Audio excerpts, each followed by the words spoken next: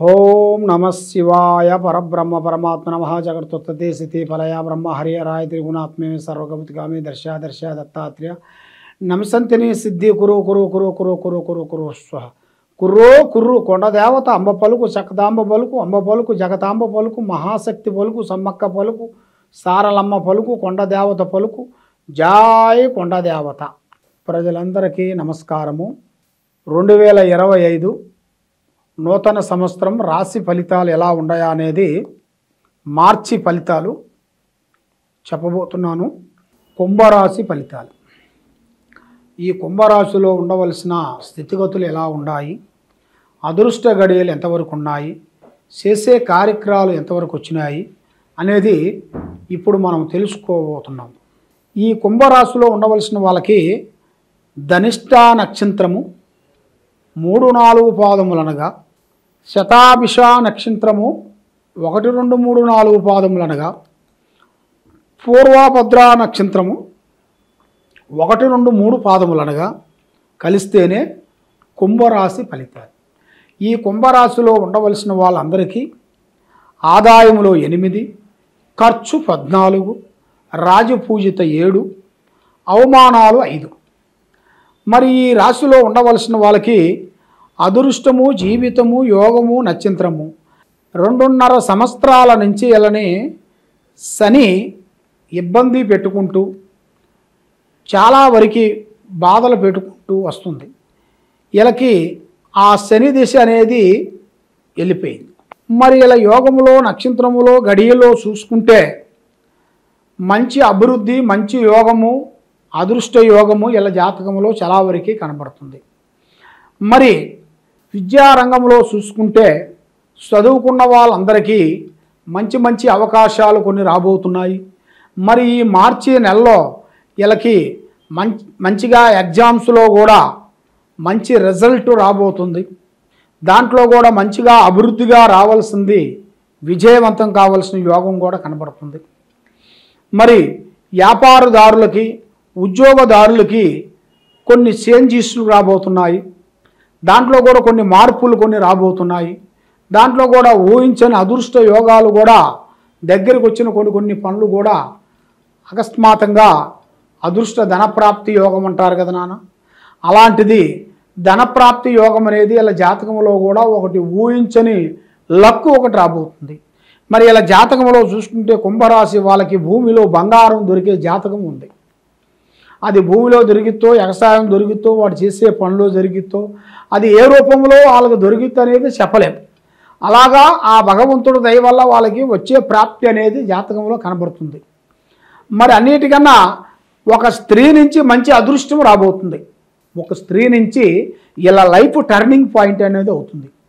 ఎక్కడో భూమిలో కూర్చున్నవలసినోడు కూడా ఆకాశంలో విమానం ఎక్కి ప్రయాణం చేయగలుగుతాడు. అలాంటి అదృష్ట యోగం అనేది కనబడుతుంది. కాబట్టి ముఖ్యంగా ఈ రాశి వాళ్ళు చాలా వరకు ఎక్కువగా జనాలని, ప్రజలని ఎక్కువగా ప్రేమిస్తుంటారు. కాబట్టి ఎక్కువగా సొంత ఆలోచనలోనే ఎక్కువగా ఉంటారు. వీళ్ళు మధ్య వాళ్ళ మాటలు ఎక్కువగా ఎప్పుడైనా నమ్మారా అనుకోండి, వాళ్ళ పని అధోగతి. ఆ విధంగా ఉంది. మరి ముఖ్యంగా ఈ రియల్ ఎస్టేట్ చేసే వాళ్ళందరికీ, ఈ బిజినెస్ చేసే వాళ్ళందరికీ, ఈ యూట్యూబ్ రంగంలో ఉండవలసిన వాళ్ళకి, ఈ సినీ ఫీల్డ్లో ఉండవలసిన వాళ్ళందరికీ వీళ్ళకి మంచి యోగం అనేది పట్టబోతుంది. అంటే ప్రజలలో ఒక మంచి స్పందన, వాళ్ళు చేసే సినిమాలు కానీ, వాళ్ళు చేసే వీడియోలు కానీ, వాళ్ళు చేసే సీరియల్స్ కానీ దాంట్లో మంచి అద్భుతాలను సాధించేసేసి ఒక్క స్థాయిగా ఎదగాల్సిన యోగం అనేది ఇలా జాతకంలో కనబడుతుంది. కాబట్టి మళ్ళీ దాంతో పాటు కొంత బ్యాడ్ కూడా కొంచెం కనబడుతుంది. మనకి ఎంత మంచి ఎలా ఉందో అంత చెడు అనేది వెనకాల కనబడుతుంది. అది కూడా కొంచెం గ్రహించుకొని నడవాలి. అందరూ మనవాళ్ళంటే కాదు. కాబట్టి మనం ఏం పని చేస్తున్నామో, ఎక్కడికి వెళ్తున్నామో అది మనలోనే ఉండాలి కానీ మూడో కంటికి తెలియకోకుండా చేయాలి. కానీ మనకి ఏం పర్వాలేదులే అనుకొని మోసం తిన్నామని బొక్కలు మెడగేసుకుంటే పని కాదు. ఆ విధంగా ఏ కార్యక్రమం చేసినా కూడా కొన్ని జాగ్రత్తలు కొన్ని తీసుకునేట్టుకైతే మీకు మంచి యోగం అనేది కనబడుతుంది. మరి ఈ జాతకంలో ఉండవలసిన వాళ్ళకి కళ్యాణ బంధం, కళ్యాణ గడియలు దగ్గరికి వస్తున్నాయి. కళ్యాణాలు ఎన్నో రోజుల నుంచి కొన్ని ఆగిపోయినాయి కానీ, ఎన్నో రోజుల నుంచి ప్రేమించిన వాళ్ళు కానీ, మరి ప్రేమించిన వాళ్ళు కూడా ఈ మధ్యలో మీకు దగ్గరకు వచ్చి దూరం కావటం ఇలాంటిది మీ జాతకంలో ఉండేది చాలా వరకు కనబడుతుంది. మరి ప్రేమ అంటే 2 అక్షరాల ప్రేమ, 2 అక్షరాలతోనే ప్రేమ అంటాం. మరి ప్రేమ అంటే ఎదుటి వాళ్ళ మనస్తత్వాన్ని అర్థం చేసుకునేదే ప్రేమ. ప్రేమ అంటే ఏమిటో అనుకుంటారు, ఏమి కాదు. ప్రేమ అంటే 4 సినిమాలు చూసి 4 పార్కులు చూసి తిరిగేసి వచ్చేసిన తర్వాత ఇది ప్రేమ, నేను ప్రేమిస్తున్నానంటే కాదు.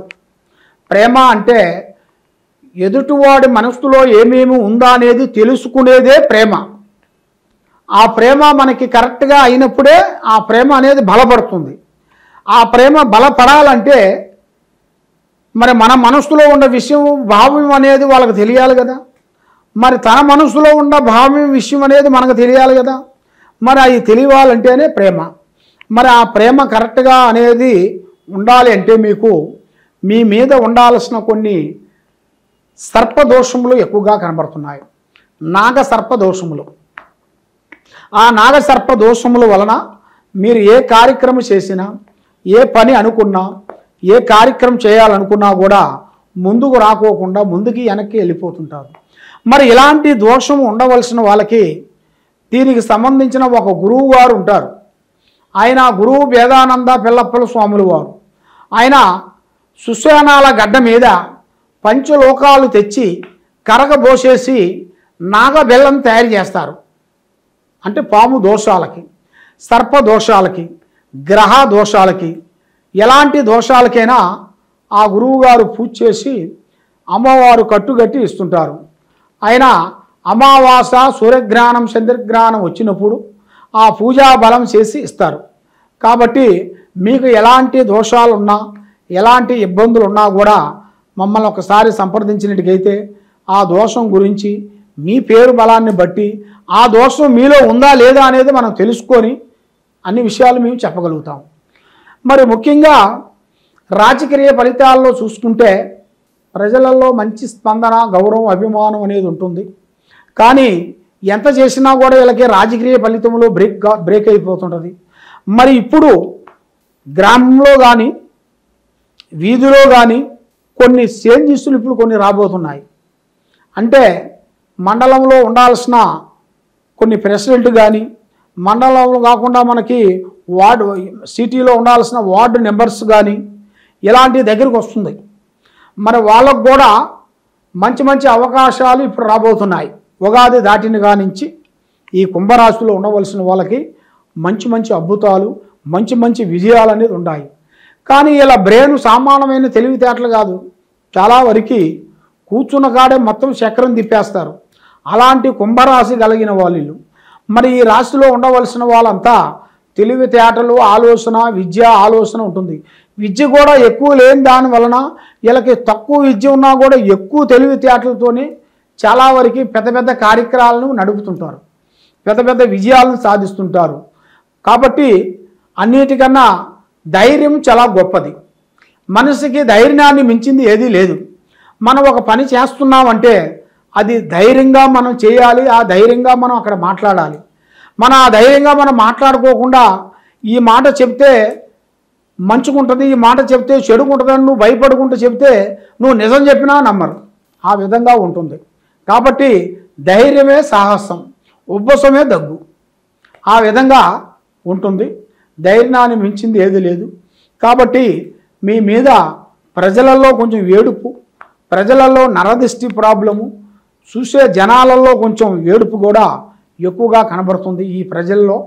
మరి నీకు ఆ జనదిష్టి లేకోకుండా లక్ష్మి మీ చేతిలో నిలబడిపోవాలంటే, మనశ్శాంతిగా ఉండాలంటే మీరు చేయాల్సింది ముఖ్యంగా శ్రీ వెంకటేశ్వర స్వామిని మీరు పూజించాలి. ఆ దైవ బలం చాలా గొప్పది. మనం అన్నిటికన్నా ప్రజల్ని కాదు నమ్మాల్సింది, భగవంతుడిని నమ్ముకోవాలి. భగవంతుడు మనకి ఏ దారో ఒక దారి తప్పకుండా చూపిస్తాడు. కాబట్టి పడ్డవాడు చెడ్డవాడు కాదు. కాబట్టి ఇప్పుడు టైం బాగోక పడ్డావు, మళ్ళీ మీకు దశ తిరిగే టైం వస్తుంది. మళ్ళీ దశ తిరిగే టైంలో నువ్వు నిలబడతావు. నువ్వు అనుకున్నది అనుకున్నట్టుగా సాధించగలుగుతావు, పెద్దవాడు అవుతావు, కుబేరులు అవుతావు, పెద్ద పెద్ద స్థాయిగా అనుకున్నవి నువ్వు పూర్తి చేయాల్సిన యోగం అనేది నీ జాతక యోగంలో కూడా చాలా వరకు కనబడుతుంది.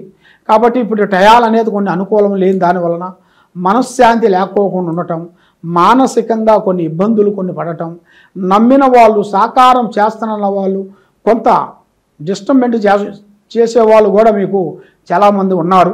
కాబట్టి మీరు కొన్ని జాగ్రత్తలు కొన్ని తీసుకునేట్టుకైతే మీ జీవితానికి ఒక మార్గము పరమార్గం అనేది మీకు కలుస్తుంది.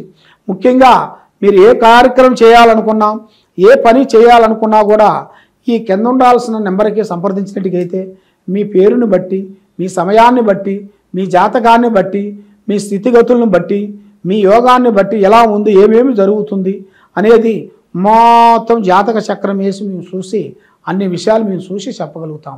ఎలాంటి సమస్య ఉన్నా కూడా మాకు ఈ కింద ఉండాల్సిన నెంబర్కి సంప్రదించండి. సర్వే జనా సుఖినో భవంతు. నమః శివాయ.